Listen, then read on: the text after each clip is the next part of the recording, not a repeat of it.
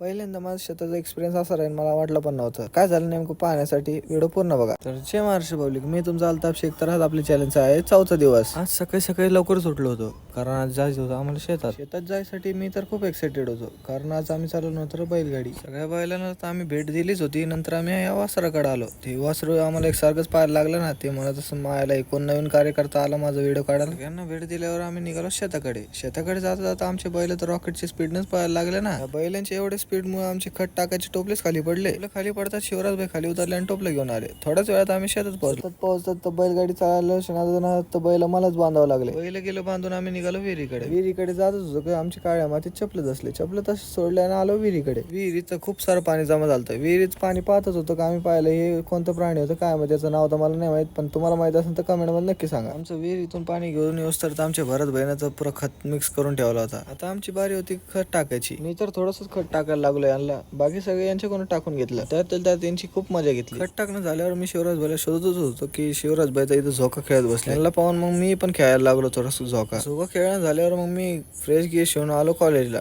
कॉलेजचं काम होताच मी निघालो घराकडे. मित्रांनो, व्हिडिओ जर आवडला लाईक शेअर कॉमेंट नक्की करा. फॉलो करायला विसरू नका.